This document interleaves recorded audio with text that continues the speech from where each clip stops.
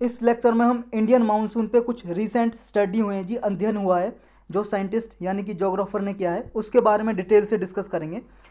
और उसके बाद हम जानेंगे जी हमारा जो इंडियन पेनिनसुला है वो कैसे फॉर्म हुआ और कब फॉर्म हुआ, क्या कारण थे, कौन सी थ्योरी है उसके बारे में। और फिर इंडियन मानसून के बारे में डिस्कस करेंगे हम, इसके कैसे क्या क्या इम्पैक्ट हैं, मतलब किससे इम्पैक्ट पड़ता है, इस पर प्रभाव किससे पड़ता है, सारा डिटेल से पढ़ेंगे। तो स्टार्ट करते हैं, पहले रिसेंट स्टडी क्या हुई है इसके बारे में। अभी जी फॉसिल लीव्स पे स्टडी की गई है। कुछ फॉसिल का मतलब है जी जीवाश्म, कुछ पुराने पत्तों को लेकर, पेड़ पौधों के पत्ते को लेकर कुछ स्टडी की है, और उसमें ये देखा है कि 25 million years ago Indian monsoon का कनेक्शन क्या था ऑस्ट्रेलिया की मानसून से। 1 मिलियन में 10 लाख होते हैं जी। तो इससे ये अंडरस्टैंड किया जा रहा है कि जो इंडिया में क्लाइमेट मतलब प्रेजेंस था उस टाइम पे, और मानसून का जो प्रोडक्शन था वो कैसा था। और इस वजह से अगर इस पे हमने स्टडी की इंडियन मानसून के क्लाइमेट के बारे में, पास्ट स्टडी से ये पता चलेगा कि हम फ्यूचर में हम प्रिडिक्ट कर सकेंगे मानसून को, मतलब भविष्यवाणी कर सकेंगे फ्यूचर में कि मानसून के बारे में कि अब मानसून आने वाला है। कुछ हम एक्यूरेसी के साथ एक्यूरेटली हम मानसून के बारे में भविष्यवाणी कर सकेंगे। अब इस स्टडी के बारे में पढ़ते हैं जी, क्या क्या किया इसमें अध्ययन। देखो जी, ये मॉर्फोलॉजिकल करेक्टर की स्टडी की, मतलब फॉसिल्स के लीव की मॉर्फोलॉजिकल करेक्टर की स्टडी की है। इसमें डेक्कन जो वोल्केनिक प्रोविंस है, मतलब डेक्कन प्लेटू है जी महाराष्ट्र में, वहाँ से कुछ पत्ते लिए जी, पुराने पेड़ पौधे पत्ते, कुछ जीवाश्म लिए, फॉसिल लीव्स लिए। कुछ मेघालय में गारो हिल्स है जी, वहाँ से कुछ कलेक्शन लिया पुराने पत्तों का जी, जो लगभग हजारों लाखों साल करोड़ों साल पुराने थे। एक राजस्थान में गूढ़ा माइन है जी, वहाँ से कलेक्शन लिया फॉसिल लीव्स का। असम में एक कॉल फील्ड है जी, कॉल फील्ड मकुम नाम से, मकुम कॉल फील्ड, वहाँ से कुछ फॉसिल लीव्स लिए और इनको एनालाइज किया। देखो ये मैकुम कॉल फील्ड और ये सारे नाम आपको याद रखने हैं, मैच द फॉलोइंग में कहीं पे भी यूपीएससी प्रीलिम में पूछे जा सकते हैं। तो इनकी स्टडी कीजिए, इन लीव्स की जो पत्ते लिए, और इनसे ये देखा कि उस टाइम पे क्लाइमेटिक कंडीशन क्या प्रिवेल करती थी, मतलब थ्रू आउट द ईयर, पूरे ईयर में कैसा सीजन होता था इंडिया में, ये स्टडी किया जी। इससे रिजल्ट में ये निकला जी, जो फॉसिल्स लीव हैं इंडिया से जो कलेक्ट किए, इन्होंने क्या है अपने आप को जी ऑस्ट्रेलिया के मानसून टाइप्स में अपने आप को अडेप्ट कर लिया, मतलब अपने आप को ढाल लिया इन्होंने। तो not the current Indian monsoon system during voyage, मतलब जैसा इंडियन मानसून अभी है, करंटली है, तो ऐसा नहीं, बल्कि इन्होंने ऑस्ट्रेलिया के मानसून की तरह हो गए। तो ऐसा स्टडी में पा गया जो इंडिया का मानसून है वो ऑस्ट्रेलिया के मानसून की तरह है बिल्कुल, मतलब इंडियन मानसून ने ऑस्ट्रेलिया के मानसून की तरह अपने आप को अडेप्ट कर लिया। ये कब किया जी, ये तब किया जब इंडिया क्या है जी गोंडवाना लैंड का पार्ट हुआ करता था, इससे सेपरेट हुआ गोंडवाना लैंड से। तो इससे सेपरेट होने के बाद, सेपरेट का मतलब है जी अलग, ये गोंडवाना क्या होती है जी अभी जानेंगे हम, बस ये जान लो एक लैंड पार्ट है, एक भूमि है, इस भूमि से अलग हुआ इंडिया। और ये लगभग 9,000 किलोमीटर 9,000 किलोमीटर 9,000 किलोमीटर नॉर्थवर्ड इसने यात्रा की, मतलब इस लैंड से गोंडवाना से अलग होकर इंडिया नॉर्थवर्ड उत्तरी ध्रुव की तरफ 9,000 किलोमीटर चला और सदर्न हेमिस्फीयर से अलग हो गया, समझे। ये यूरेशिया को ज्वाइन कर लिया इसने। यूरेशिया क्या है, गोंडवाना क्या है, सब जानेंगे, ये जान लो बस, गोंडवाना से अलग होकर यूरेशिया से ये ज्वाइन हो गया इंडिया। लगभग 160 मिलियन ईयर्स पहले की बात है जी। 1 मिलियन में 10 लाख होते हैं, अब इसमें 10 मल्टीप्लाई कर दोगे तो लगभग 1600 लाख ईयर्स, मतलब 16 करोड़ ईयर्स पहले की बात है जी, 16 करोड़ साल पहले की बात है ये, जब इंडिया गोंडवाना लैंड से अलग हो गया, यूरेशिया से जुड़ गया, ज्वाइन हो गया। मतलब इसमें देखा जी टेम्परेचर उस टाइम में क्या होता था, टेम्परेचर लगभग जो था जी फॉसिल साइट का यहाँ पे टेम्परेचर 16.3 से लेके 21.3 डिग्री सेल्सियस तक यहाँ पे टेम्परेचर वेरीज करता था इस इंडिया की लैंड पे। और जो रेनफॉल होती थी जी वो लगभग 191.6 सेंटीमीटर से लेकर 232 सेंटीमीटर तक रेनफॉल था यहाँ पे। अब ये सेपरेशन कैसे हुआ जी, गोंडवाना लैंड क्या और ये सब कुछ, इसके बारे में डिटेल से पढ़ते हैं। देखो लगभग मोर देन 140 मिलियन ईयर्स है वो, मतलब 140 साल पहले जी इंडिया जो पार्ट था सुपर कॉन्टिनेंट का, जिसका नाम है क्या, गोंडवाना। ये देखो जी, पहले आप ये मैप देखो, ये मैप है जी, इसमें ये है आपका गोंडवाना लैंड और ये है अंगारा लैंड।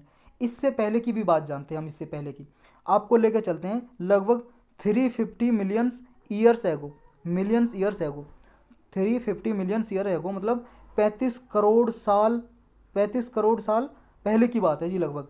तो ये जो है जी इतने साल पहले 350 मिलियन ईयर्स एगो एक थ्योरी दी जी, कॉन्टिनेंटल ड्रिफ्ट थ्योरी। किसने जी? एल्फ्रेड वेगनर का नाम है जी, एक जोग्राफर थे एल्फ्रेड वेगनर। इन्होंने एक थ्योरी दी। इसने बोला जी पहले जो ये कॉन्टिनेंट बटे हुए हैं ना, अभी अभी कितने 7 महाद्वीप हैं, जैसे जी यूरोप, ये यूरोप हो गया जी, North America, South America, Africa, और ये आपका एशिया और ऑस्ट्रेलिया, अंटार्कटिका, ये महाद्वीप है। पहले क्या है, ये कॉन्टिनेंट अलग अलग नहीं थे। एल्फ्रेड वेगनर ने कहा कि 350 मिलियन ईयर्स एगो, मतलब 350 मिलियन ईयर्स पहले ये एक ही कॉन्टिनेंट हुआ था जी, सुपर कॉन्टिनेंट बोलते थे, और उसका नाम दिया इसने पेंजिया। पेंजिया था जी, एक पेंजिया नाम का सुपर कॉन्टिनेंट, एक ही कॉन्टिनेंट था। ये कब? 350 मिलियन ईयर्स एगो, मतलब 350 मिलियन ईयर्स पहले एक ही कॉन्टिनेंट हुआ करता था। और इस पीरियड को बोलते हैं जी प्री कार्बोनिफेरस पीरियड। प्री, ये प्री कार्बोनिफेरस, फेरस की स्पेलिंग आप जानते हो, FEROUS, प्री कार्बोनोस्फेरस पीरियड बोलते हैं इसको। तब एक ही पेंजिया था। लेकिन इसके बाद क्या हुआ जी, कुछ सालों बाद के कुछ ग्रेविटेशनल और फ्लोटेशन फोर्स की वजह से, मतलब जो ग्रेविटेशनल फोर्स है जी, उसकी वजह से, ग्रेविटेशनल फोर्स और फ्लोटेशन फोर्स, इसकी वजह से क्या हुआ, ये कॉन्टिनेंट टूट गया 2 भागों में। एक बना जी क्या? अंगारा लैंड, और एक बना जी आपका, देखो जी यहाँ ले लेते हैं इसको, ये पहले एक था जी पेंजिया टूटा जी 2 पार्ट में टूट गया। नॉर्थ वाले पार्ट को बोलते हैं जी अंगारा लैंड, या इसको लॉरेंसिया भी बोलते हैं जी, अंगारा लैंड या लॉरेंसिया, LAURANTIA, अंगारा लैंड या लॉरेंसिया। और इसका जो सदर्न पार्ट था, इसको बोलेंगे जी, इस वाले पार्ट को गोंडवाना लैंड। और इंडिया किसका पार्ट था जी? गोंडवाना लैंड। अब आते हैं जी उस फिगर पे। अब इसके आगे की कहानी यहाँ पे है जी, ये गोंडवाना लैंड है जी, ये वाली। तो इसके कौन कौन से पार्ट होते थे जी गोंडवाना लैंड के? देखो, ये इंडिया, ये अफ्रीका जी, ये आपका साउथ अमेरिका, और ये आपका अंटार्कटिका, और ये ऑस्ट्रेलिया, ये गोंडवाना लैंड के पार्ट है जी। और लॉरेंसिया के कौन से हैं जी? यूरेशिया, जो यूरोप है जी, यूरोप का और एशिया का कुछ पार्ट है ये यूरेशिया। और नॉर्थ अमेरिका, ये किसके पार्ट हैं? लॉरेंसिया के, यानी कि अंगारा लैंड के। फिर कुछ सालों बाद जी, कुछ करोड़ों साल बाद फिर ये टूट गए, मतलब फिर इंडिया हो गया जी ऑस्ट्रेलिया से अलग, और ये अफ्रीका से अलग हो गया, और जो यूरेशिया इसकी तरफ टकरा गया। ये यूरेशियन प्लेट है और इंडियन प्लेट टकरा गई, और इसके टकराने से जी हिमालयन माउंटेन बनी, जिसे बोलते हैं जी फोल्ड माउंटेन, क्योंकि दोनों के फोल्ड होने से बनी। ये यूरेशियन इस तरफ मूव कर रही थी, और इंडियन माउंटेन इस तरफ, मतलब ज़्यादा मूव तो कर रही थी। इंडियन जो कॉन्टिनेंट है जी, इंडियन कॉन्टिनेंट, सब कॉन्टिनेंट, ये मूव कर रहा था। तो इंडिया नॉर्थ की तरफ मूवमेंट किया जी, और मूवमेंट करते करते ये यूरेशिया में धंस गया, यूरेशिया के नीचे धंस गया। और इसके धंसने की वजह से यहाँ पे दोनों यूरेशिया और इंडिया सब कॉन्टिनेंट टकराया, और फोल्ड माउंटेन, ये माउंटेन उठ गई यहाँ से जी, ये माउंटेन बन गई हिमालयन माउंटेन। और यूरेशिया और इंडियन जो सब कॉन्टिनेंट था, इंडियन सब कॉन्टिनेंट के पास ही था जी टेथिस सी, टेथिस पढ़ेंगे जी, इसे भी हम आगे देखेंगे। टेथिस, TETHYS, टेथिस सी था जी, समुद्र था इनके बीच में, वो भी इनके बीच में आ गया। तो ये यहाँ पे पढ़ते हैं जी एक एक करके इसके बारे में। गोंडवाना में कौन कौन सी लैंड है हमने पढ़ लिया जी, South America, Africa, Antarctica, Australia. Tethys Ocean था जी इसके बीच में, जो गोंडवाना से सेपरेट हुआ जी इंडिया के साथ वाटर बॉडी, और यूरेशिया से जाके मिल गया। मतलब ये कहाँ पे जी टेथिस सी, अभी टेथिस ओशियन कहाँ पे दब गया? यूरेशिया ना, जो यूरेशिया और किसके बीच में? इंडियन कॉन्टिनेंट के बीच में। ये वाला पार्ट देखो जी, ये वाला यहाँ पे जो देखा था हमने, ये वाला, ये इंडियन, ये मिटा देता हूँ मैं, ये देखो जी, ये वाला पार्ट देखो आप, जो आपको पिंक कलर में दिखाई दे रहा है, ये इंडिया, और ये यूरेशिया प्लेट, ये यहाँ पे जी, यहाँ पे हिमालयन और ये यूरेशिया के बीच में, यहाँ पे चाइना और इंडिया के बॉर्डर पे, ये यहाँ पे टेथिस ओशियन है जी, जो इनके बीच में आ गया, समझ गए? तो ये सुपर कॉन्टिनेंट फिर स्प्लिट हो गया, और जो इंडियन प्लेट थी मेडागास्कर से अलग हो गई। पहले यहाँ पे जुड़ी हुई थी ना, यहाँ पे ये अफ्रीका है जी, अफ्रीका के पास ये वाला पार्ट है मेडागास्कर, जो येलो छोटा सा पार्ट दिखाई दे रहा है ना, ये वाला पार्ट है जी, ये वाला। पेन चेंज कर लेते हैं तब दिखाई दे जाएगा आपको। ये वाला पार्ट है जी, बीच में जो ऑरेंज टाइप का दिख रहा है छोटा सा, ये वाला, इसके अलग हो गया जी मेडागास्कर से इंडिया। तो ये लगभग कितनी स्पीड में चला जी इंडिया? 20 सेंटीमीटर पर ईयर ये ड्रिफ्ट होता रहा, और कई करोड़ों सालों में हुआ था ना ये जो हैपन हुआ था, जो भी कुछ। तो 20 सेंटीमीटर एक साल में बढ़ता था इंडिया, और यूरेशियन प्लेट से जाके टकरा गया जी। और यूरेशियन प्लेट से जैसे ही टकरा गया हिमालयन माउंटेन बन गई जी, लगभग 50 मिलियन ईयर्स एगो पहले हिमालयन माउंटेन बन गई। इसलिए इनको जी कुछ 50 साल पहले ही बनी थी ये, 50 मिलियन ईयर से पहले, मतलब 500 लाख साल पहले, 5 करोड़ साल पहले। तो इसलिए ये इन्हें यंग फोल्ड माउंटेन बोलते हैं जी, यंग, बहुत यंग है जी, जवान माउंटेन है। क्योंकि बाकी सबकी मतलब और जो आसपास है जैसे अरावली माउंटेन है जी, ये बहुत पुरानी है हमारे इंडिया में, जो राजस्थान में जी, राजस्थान, गुजरात और दिल्ली के कुछ पार्ट में, हरियाणा के पार्ट में, मतलब राजस्थान, गुजरात, राजस्थान है और आपका दिल्ली और हरियाणा इस पार्ट में है जी ये। तो ये बहुत पुरानी है जी अरावली। ये मूवमेंट देखिए जी, हमने 20 सेंटीमीटर चल रहा था उस समय पे एक साल में, लेकिन अब जो इंडिया की मूवमेंट है जी वो अब भी है, लेकिन लोअर वेलोसिटी है। पहले 20 सेंटीमीटर पर ईयर से मूव कर रहा था यूरेशियन प्लेट के तरफ, लेकिन अब 4 सेंटीमीटर पर ईयर मूव कर रहा है, समझे। तो अब पढ़ते हैं जी अब इंडियन मानसून के बारे में, इंडिया कैसे बना ये पढ़ लिया, अब इंडियन मानसून क्या है जी इसके बारे में पढ़ेंगे। देखो जी, इंडिया का जो क्लाइमेट है ना, इंडिया का जलवायु, वो मानसून टाइप का बोला जाता है कि मानसून टाइप का है। और ये एशिया में जी जो ऐसा क्लाइमेट है साउथ और साउथ ईस्ट एशिया में मिलता है जी। ये देख सकते हो जी, ये वाला पार्ट आप, ये है जी साउथ इंडिया मतलब साउथ एशिया, और ये साउथ ईस्ट एशिया, ये वाला पार्ट। पेन चेंज कर लेते हैं हम, ये वाला पार्ट है जी, ये साउथ एशिया और ये जी साउथ ईस्ट एशिया। तो ये साउथ ईस्ट एशिया और साउथ एशिया में मानसून टाइप का क्लाइमेट मिलता है जी यहाँ पे। तो इसमें जी 4 सीजन है जी इंडिया में, 4 सीजन। कौन कौन से? एक तो समर सीजन हो गया जी, गर्मी का सीजन, समर सीजन। और एक हो जाएगा जी विंटर सीजन, यानी कि सर्दी का सीजन हो गया, विंटर सीजन। और एक है जी south west monsoon, south west monsoon season. और एक है आपका नॉर्थ ईस्ट मानसून सीजन, जिसे रिट्रीटिंग मानसून भी कहते हैं। तो हम इसमें सिर्फ मानसून पढ़ रहे हैं जी, इंडियन मानसून। तो समर सीजन और विंटर सीजन के बारे में नहीं पढ़ेंगे, हम पढ़ेंगे सिर्फ मानसून सीजन के बारे में। तो मानसून पहला स्टार्ट करते हैं जी, south west monsoon season. South west monsoon season जी, इसमें रेनफॉल होता है इंडिया में, बारिश होती है जी इस सीजन में। देखो जो मानसून है ना जी, मानसून, मानसून वर्ड आया जी किससे निकल के? एक अरेबिक वर्ड है जी, अरेबिक वर्ड, अरेबिक भाषा का, अरेबिक लैंग्वेज का वर्ड है जी, जिसका नाम है मौसम। मौसम का मतलब है जी रिवर्सल विंड, मतलब सीजनल रिवर्सल विंड, ऐसी हवा जो सीजन के साथ चेंज हो जाती है। तो ये एक हवा ही है जी जो सीजन जब चेंज हो जाता है तो चेंज हो जाती है। जैसे मान लो अब इधर से आ रही है तो चेंज होगी, फिर उधर से आने लग जाएगी। और एक बात याद रखनी है, विंड, विंड हमेशा हाई प्रेशर से लो प्रेशर की तरफ मूव करती है। हाई प्रेशर से लो प्रेशर मतलब उच्च दबाव से लेके निम्न दबाव की तरफ मूव करती है, चलती है, बहती है, हवा फ्लो करती है। कब? विंड फ्लो करती है from the high pressure to the low pressure. तो ये चीज़ आपको याद रखनी है। तो ये साउथ वेस्ट मानसून क्यों है जी इसका नाम, ये भी जानेंगे। ये कब से कब तक होता है जी साउथ वेस्ट मानसून हमारे इंडिया में? जून से लेकर सितंबर के बीच में। और इस समय पे बारिश होती है, आपको पता है बारिश का महीना आते हैं जी हमारे इंडिया में, तो ये बारिश लेके आता है। एक होता है जी रिट्रीटिंग मानसून सीजन, मतलब रिट्रीटिंग का मतलब जी वापस जाना, मानसून वापस जा रहा होता है, तो इसको नॉर्थ ईस्ट मानसून सीजन भी बोलते हैं जी, नॉर्थ ईस्ट मानसून सीजन। वो क्यों बोलते हैं जानेंगे हम। ये आता है जी अक्टूबर से नवंबर के बीच में ये सीजन, रिट्रीटिंग मानसून। पहले जानते हैं जी साउथ वेस्ट मानसून सीजन के बारे में, इसे कैसे बोलते हैं। देखो ये देखो जी, ये आपका अर्थ है जी, अर्थ, इसको प्रेशर बेल्ट में बांटा हुआ है हमने। जो बीच वाली लाइन है जी इक्वेटर की लाइन है, और इसको बीच वाले को बोलते हैं जी intertropical zone, intertropical convergence zone. Convergence zone इसलिए जी यहाँ पे कन्वर्ज होती है विंड, ट्रेड विंड। ये ट्रेड विंड दिखाई दे रही है आपको, ये ट्रेड विंड आ रही है, ये विंड है जी, हवा है, यहाँ पे आ रही है जी इधर से। देखो ये है ईस्ट, ये है वेस्ट डायरेक्शन, मतलब ईस्ट मतलब पूरब, वेस्ट मतलब पश्चिम, और ये जी नॉर्थ, मतलब पेन चेंज कर लेते हैं हम दूसरा, ये जी नॉर्थ, नॉर्थ आपका उत्तर, और ये जी इधर south, south pole, south direction. तो इसमें देखो जी आप यहाँ से देखो, हम जब भी डायरेक्शन जो शो करते हैं ना, ये आप देखो ईस्ट, वेस्ट, नॉर्थ और साउथ, जब भी हम डायरेक्शन बताते हैं, ये तो नॉर्थ हो गई, साउथ हो गई, ईस्ट वेस्ट, मतलब ये वाली डायरेक्शन कौन सी है? जब इनके बीच वाली डायरेक्शन का हम नाम देते हैं तो हम नॉर्थ और साउथ पोल को ही हम मानते हैं, इनको प्रेफरेंस देते हैं, इनका नाम पहले लेते हैं। तो हमें इस डायरेक्शन का नाम बताना है तो कहेंगे हम नॉर्थ ईस्ट डायरेक्शन, क्योंकि नॉर्थ और ईस्ट के बीच में, तो इसको बोलेंगे नॉर्थ ईस्ट डायरेक्शन। और ये वाली डायरेक्शन होगी तो क्या बोलेंगे जी? South east. और अगर ये वाली होगी तो साउथ वेस्ट, साउथ वेस्ट मतलब दक्षिण पश्चिम। और ये वाली होगी तो जी नॉर्थ वेस्ट, नॉर्थ को पहले रखते हैं जी, नॉर्थ और साउथ को, समझे। तो ये होगी जी नॉर्थ वेस्ट मतलब उत्तरी और पश्चिमी डायरेक्शन, दिशा।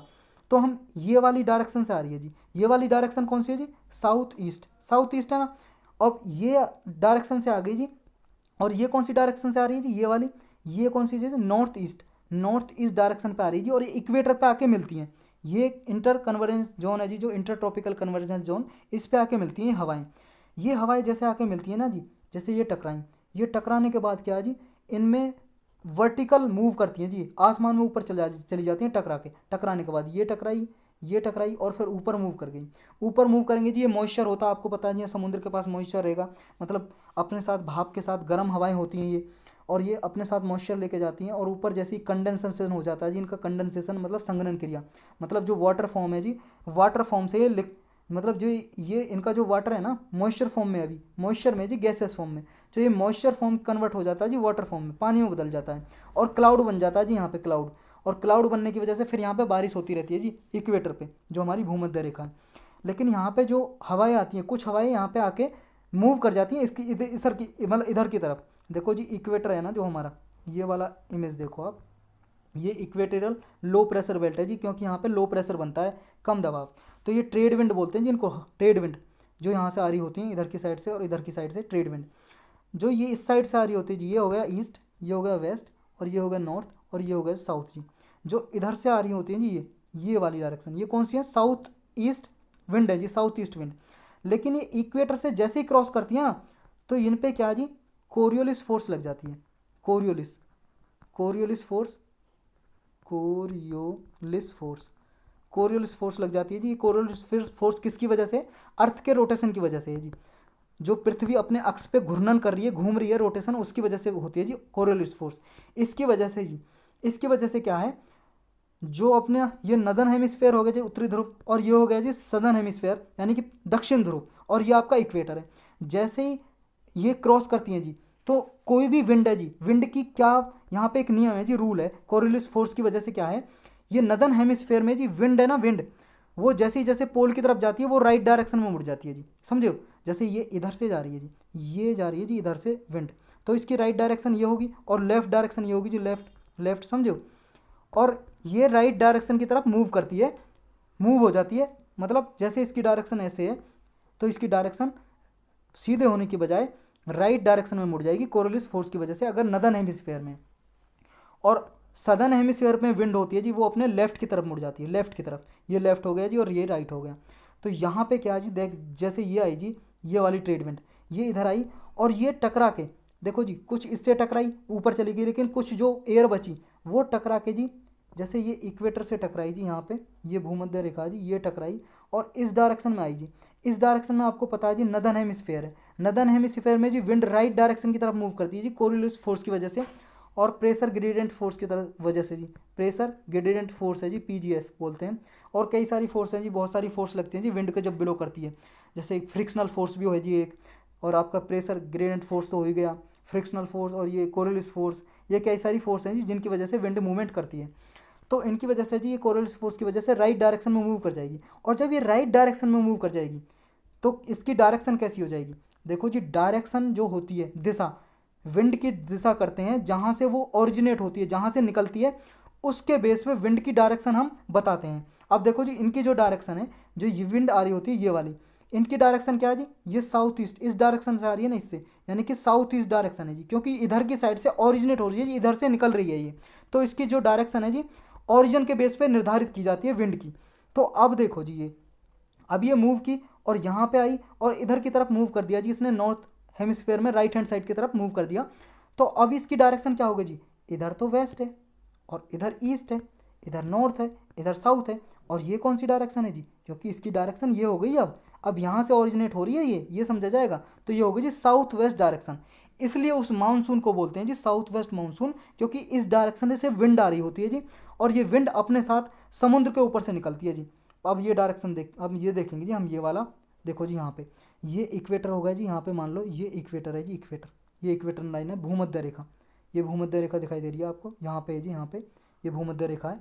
और इस भूमध्य रेखा पे जैसे ऑस्ट्रेलिया से आ रही होती है जी ये विंड, मतलब साउथ ईस्ट डायरेक्शन से आ रही होती है ट्रेड विंड, ये इससे टकरा के, यहाँ से टकरा के जी ये विंड आ रही होती है, टकरा के इधर की तरफ मूव हो जाती है जी, राइट हैंड डायरेक्शन इंडिया की तरफ, इंडिया की तरफ मूव हो जाती हैं। और यहाँ पे ओशियन है जी, अब ओशियन से तो मॉइस्चर लेंगे जी ये, क्योंकि यहाँ पे भाप उड़ रही होती है पानी की, और मॉइस्चर लेंगी, वो मॉइस्चर लेके इंडिया के पास जाती हैं। अब इंडिया के पास जाती हैं तो क्या होता है, अब ये जी अपना हिंदुस्तान में आ गई जी, अब हिंदुस्तान में आ गई जी, अब हम बहुत ज़्यादा मूवमेंट कर लिया हमने, अब ये अपना हिंदुस्तान आ गया जी। अब इस हिंदुस्तान में जी बहुत ख़राब मैप बनाया जी, बस आप जान लो ये हिंदुस्तान है, अब यहाँ पे क्या है जी, आपको पता है यहाँ पे हिमालय है जी, समझे, हिमालय की पहाड़ी हैं, और यहाँ पे अरावली माउंटेन है जी, यहाँ पे वेस्टर्न घाट है जी, यहाँ पे ईस्टर्न घाट है जी, यहाँ पे कुछ नॉर्थ ईस्ट में जी पहाड़ी हैं, समझे, और ये ईस्टर्न घाट हो गया जी। अब ये मूवमेंट आ रही होती है जी, ये हो गया इक्वेटर, भूमध्य रेखा। अब ये टकरा के जी साउथ वेस्ट डायरेक्शन में आई, तो इसलिए इसका नाम हो गया जी साउथ वेस्ट मानसून।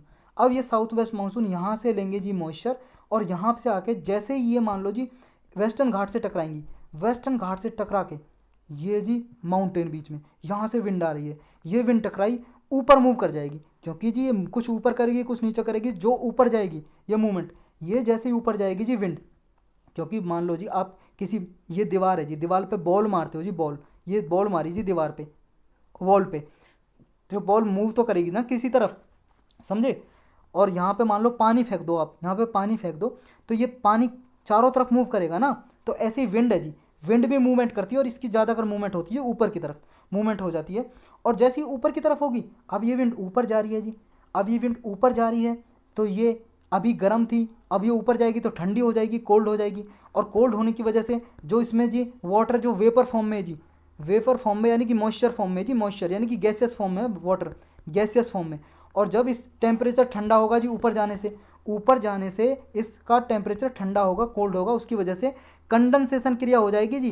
कंडेंसेशन का मतलब है जी संघनन क्रिया, कंडेंसेशन। कभी देखा जी आपने, एक बोतल में पानी भरो जी, एक बोतल में पानी भरो, फ्रिज का पानी ठंडा बिल्कुल चिल्ड, और आप देखोगे जी थोड़ी देर के बाद आपने रूम में रखी फ्रिज से निकाल के बोतल, और उसके ऊपर ना वाटर ड्रैपलेट जम जाती हैं, कुछ पानी की बूंदें जम जाती हैं बोतल के ऊपर, देखा है कभी आपने, बोतल के ऊपर जम जाती है, वो क्रिया यही कंडेंसेशन। कैसे देखो, क्योंकि इस बोतल में जो पानी है वो ठंडा है, कोल्ड है, कोल्ड है जो आपने फ्रिज से निकाली है, लेकिन जिस रूम में आप बैठे हो, उस रूम में बैठे हो जी, अभी निकाल के देखो अगर आपको यकीन नहीं हो रहा तो, इस रूम में जो आपको बैठे हो जी, इस रूम में तो टेम्परेचर कितना है जी, आपका 32 डिग्री सेल्सियस होगा, 30 होगा, लेकिन फ्रीज से जो निकाली है बर्फ़ जमी हुई है, ठंडा पानी है उसका, तो अगर बर्फ़ जमी हुई है तो जी 0 डिग्री होगा, अगर पानी बहुत ज़्यादा कोल्ड है फिर भी 10 डिग्री 5 डिग्री सेल्सियस इसका टेम्परेचर होगा, यानी कि ठंडा है रूम टेम्परेचर की अपेक्षा।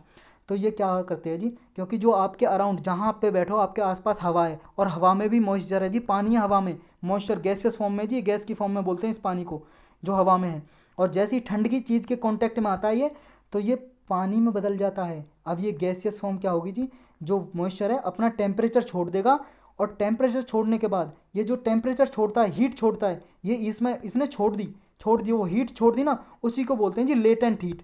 लेटेंट का मतलब है जी छुपी हुई हीट थी जो मॉइस्चर में, वो छोड़ दी। अब ये मॉइस्चर ने जब हीट छोड़ दी तो ये ठंडा हो जाएगा और पानी की फॉर्म में बदल जाएगा। तो आसपास का जो पानी है ना जी, जो बोतल के पास देखना, बोतल पे कुछ पानी की बूंदें जम जाती हैं, वो इन्वायरमेंट में होती हैं जी, बोतल आपकी लीक नहीं होती है, बोतल के अंदर से पानी नहीं आया, इन्वायरमेंट के बाहर से ही बोतल पे जम गया पानी, यही कंडेंसेशन क्रिया है जी।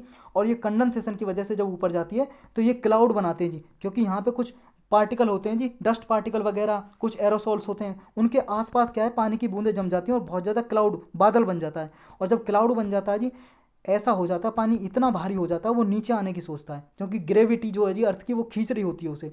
और जब इसी को बोलते हैं जी रेनफॉल, बारिश शुरू हो जाती है जी। फिर समझ गए आप बारिश कैसे होती है। और जब ये माउंटेन से टकराती है ना जी, ये साउथ वेस्ट मानसून, कोई भी विंड टकराती है और ऊपर की तरफ जाती है, इस वाले प्रभाव को, इस इफेक्ट को बोलते हैं जी ओरोग्राफिक इफेक्ट।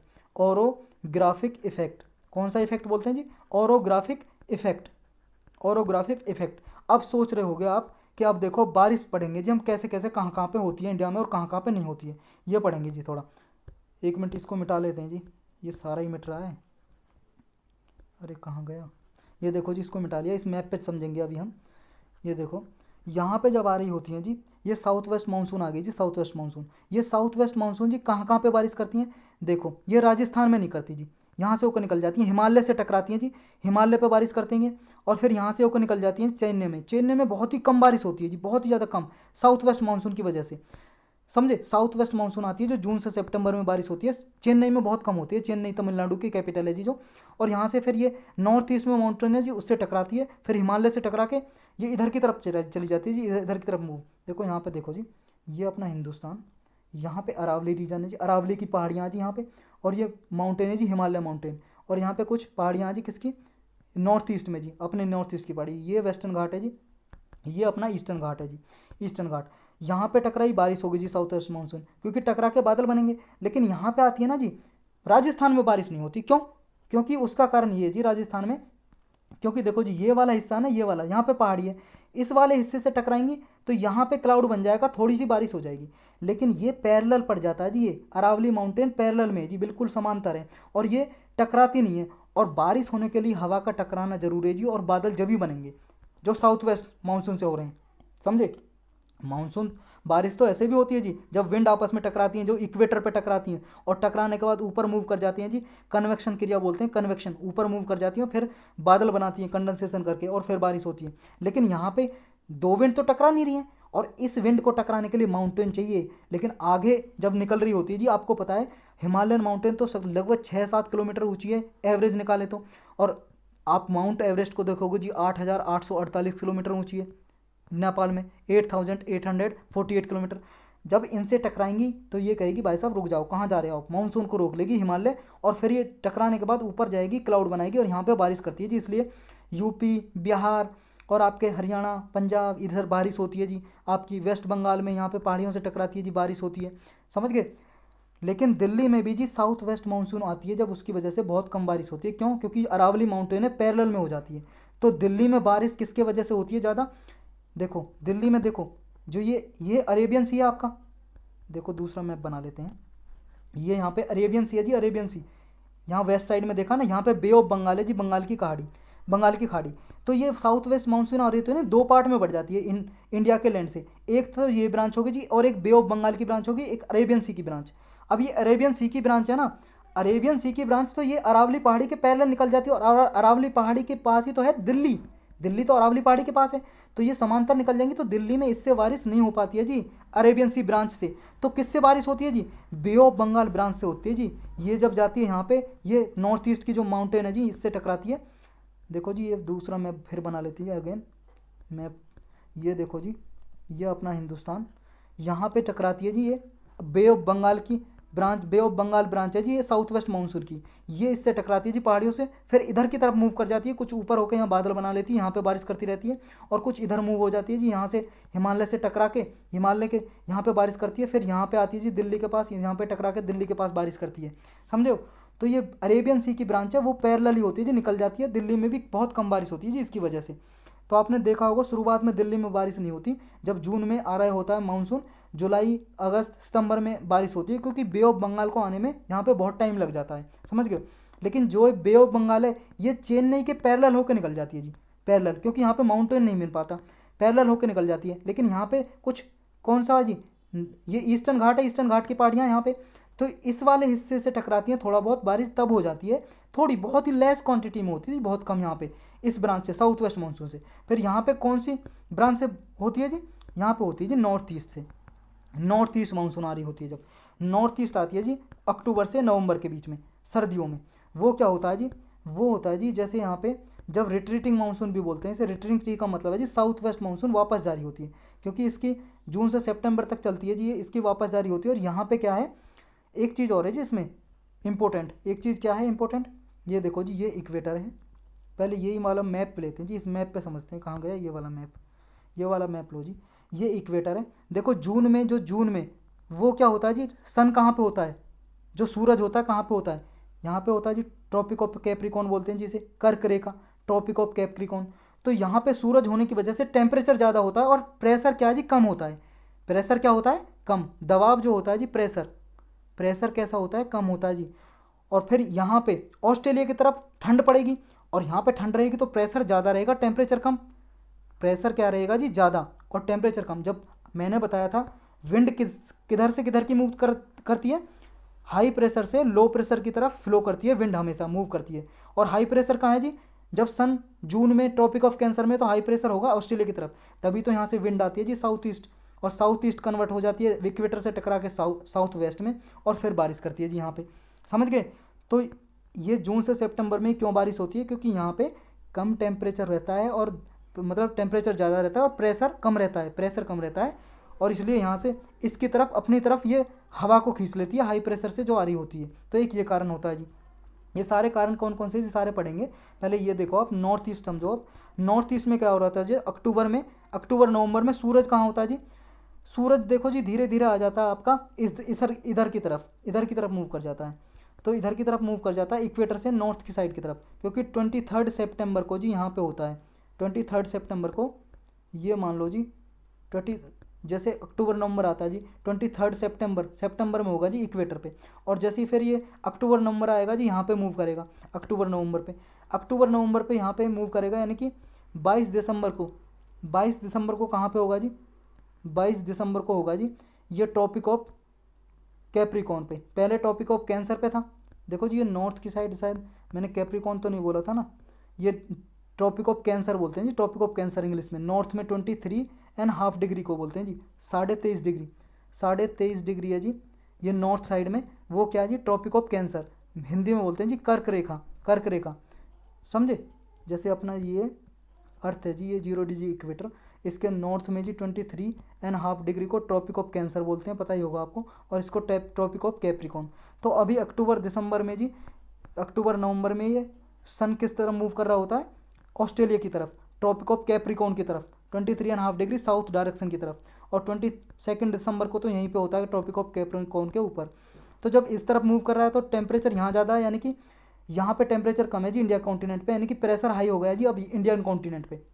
अब यहाँ पे प्रेशर हाई है जी, यहाँ से हवा चलेगी। अब चाइना और इंडियन ये कॉन्टिनेंट के नॉर्थ साइड से हवा आती है जी, विंड आती है, और इधर इस तरफ मूव करती है। तो ये कुछ नॉर्थ ईस्ट के पार्ट है जी हमारे, वहाँ पे बारिश करती है नॉर्थ ईस्ट के पार्ट पे जी। ये मान लो जी इंडिया, ये यहाँ पे नॉर्थ ईस्ट के साइड बारिश करती है जी कुछ, और कुछ यहाँ चेन्नई में नॉर्थ ईस्ट से जो आ रही होती है, चेन्नई आंध्रा कोस्ट पे, उड़ीसा के कोस्ट पे बारिश होती है नॉर्थ ईस्ट जो मानसून आती है उसकी वजह से, समझ गए। ये सारा प्रोसेस है जी। अब आते हैं हम वापस इस पे जी, ये रिट्रीटिंग मानसून समझ लीजिए अक्टूबर से नवंबर, और ये समझ लिया जी हमने। अब कौन कौन से फैक्टर है जी जो प्रभाव डालते हैं साउथ वेस्ट मानसून पे, वो देख लेते हैं एक बार, बस लेक्चर खत्म हो जाएगा। कौन कौन से इन्फ्लुएंस करते हैं जी, कौन कौन से फैक्टर हैं। पहला है जी differential heating and cooling of land and water, ये हमने देख लिया जी। कैसा, देखो जी लैंड एंड वाटर की डिफरेंशियल हीटिंग क्या है।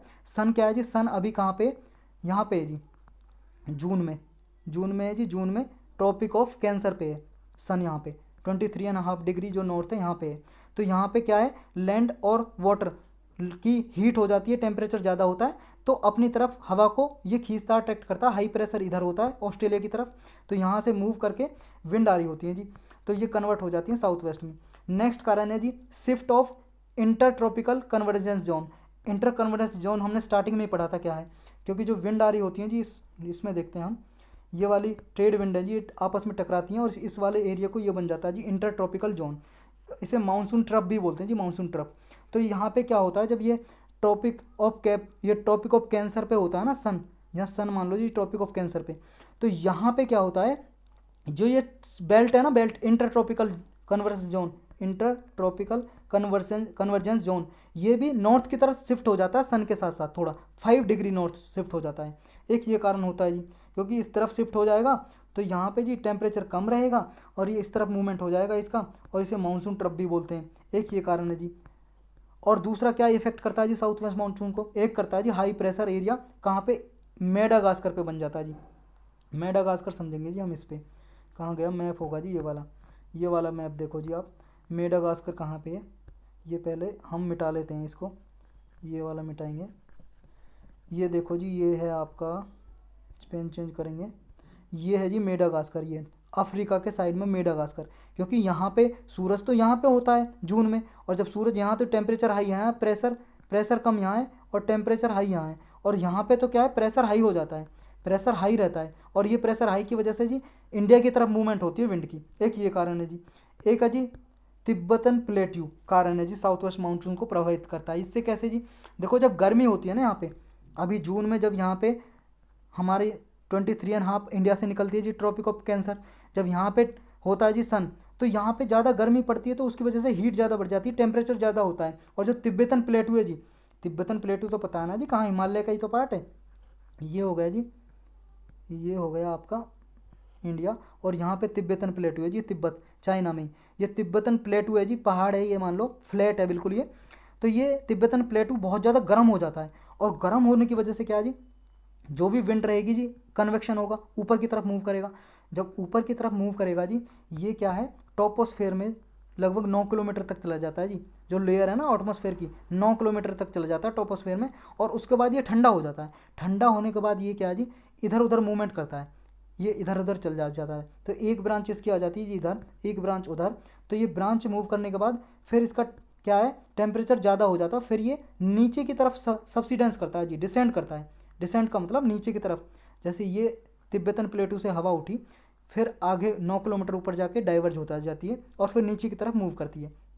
तो इसकी एक ब्रांच क्या है जी, ये देखो इस वाले मैप पे, तो इसकी एक ब्रांच जो यहाँ से एयर मूवमेंट कर रही है, एक ब्रांच आके यहाँ पे आ जाती है जी, और वो फिर नीचे सब्सिडेंस करती है जी मेडागास्कर के पास, और यहाँ पे हाई प्रेशर बना देती है और ज़्यादा बढ़ा देती है, और ये हाई प्रेशर फिर साउथ वेस्ट मानसून को इन्फ्लुएंस करता है, मतलब ज़्यादा फायदा करता है जी। जितना ज़्यादा हाई प्रेशर यहाँ पे होगा जी, साउथ वेस्ट मानसून तेज़ी से आएगी जो विंड है जी, और ज़्यादा बारिश होगी। एक ये जी इसका मतलब रीजन ज़्यादा मानसून होने का। एक है जी मूवमेंट ऑफ, ये movement of westerly jet stream, ये वेस्टर्ली जेट स्ट्रीम और ट्रॉपिकल ईस्टर्ली जेट स्ट्रीम, ये क्या है जी ट्रोपोस्फेयर में जी, आपको पता है अर्थ के ऊपर 15 किलोमीटर तक ट्रोपोस्फेयर है। ट्रोपोस्फेयर लेयर है जी, ट्रोपोस्फेयर किसकी, वातावरण की, एटमॉस्फेयर की लेयर है जी। उसके ऊपर स्ट्रेटोस्फेयर है जी, आपको पता ही होगा। तो ट्रोपोस्फेयर में जी लगभग 9-10 किलोमीटर के ऊपर अपर ट्रोपोस्फेयर में ये हवा चल रही होती है जी, विंड। और ये विंड कोई हवा चलने को जी ऊपर बोलते हैं, ट्रोपोस्फेयर के ऊपर चलने वाली हवा कोई जेट स्ट्रीम। तो यहाँ पे वेस्टर्ली जेट स्ट्रीम चल रही होती है जी, ये देखो इसमें, ये वेस्टर्ली वेस्टर्न डायरेक्शन से आती होती हैं, इस डायरेक्शन से, वेस्टर्न साइड से। तो हिमालय के पास ऊपर चल रही होती हैं जी ये वेस्टर्ली जेट स्ट्रीम, और इधर से एक ट्रॉपिकल ईस्टर्ली आ रही होती है जी। ईस्टर्ली कहाँ से जी, ईस्ट डायरेक्शन से आ रही होती हैं जेट स्ट्रीम। तो इनकी वजह से भी इफेक्ट पड़ता है जी किस पे, साउथ वेस्ट मानसून पे। और एक लास्ट वन है जी एल नीनो और सदर्न ऑसिलेशन, इससे भी पड़ता है जी। एल नीनो क्या है जी, देखो जैसे सदर्न अमेरिका जी, सदर्न अमेरिका, इस मैप पे देखो जी आप, ये हो गया जी आपका कौन सा, नॉर्थ अमेरिका कॉन्टिनेंट, ये southern continent, south America continent. इस पे क्या है जी, ये देखो पैसिफिक ओशन है, पैसिफिक ओशन का ये ईस्टर्न पैसिफिक ओशन है। इस वाले पार्ट में क्या है जी, पीरियोडिकली 3 से 5 साल में क्या होता है, यहाँ पे नॉर्मली तो कोल्ड टेम्परेचर होता है, कोल्ड यहाँ पानी का, लेकिन टेम्परेचर इंक्रीज हो जाता है। इसकी वजह से, इंक्रीज होने की वजह से जी इंडिया में कम बारिश होती है, क्योंकि यहाँ पे टेम्परेचर इंक्रीज होगा तो यहाँ पे बारिश ज़्यादा होगी। और इंडिया में क्या है जी, हाई प्रेशर कंडीशन आसपास बन जाती है, यहाँ पे इंडिया के Arabian Sea, Bay of Bengal में हाई प्रेशर बन जाता है जी। क्योंकि हाई प्रेशर जब बन जाएगा यहाँ से तो मूवमेंट करेगी विंड दूसरी तरफ, क्योंकि लो प्रेशर होगा जब अपनी तरफ अट्रैक्ट करती है ना कभी भी विंड को, लेकिन हाई प्रेशर बन जाएगा तो यहाँ पे साउथ वेस्ट मानसून है जी वीक हो जाएगी, कमज़ोर हो जाएगी, यहाँ पानी गर्म होने की वजह से। तो ये हमने एल नीनो अच्छे से समझा जी, एक अलग से लेक्चर बना हुआ है, आप प्ले लिस्ट में जाकर देख सकते हो अगर समझना है पूरे डिटेल से। तो ये जान लिया जी हमने, एल नीनो की वजह से भी साउथ वेस्ट मानसून पे जी इफेक्ट पड़ता है। तो इस करके हमारा लेक्चर पूरा हो गया जी, कंप्लीट हो गया, इसमें इतना ही था।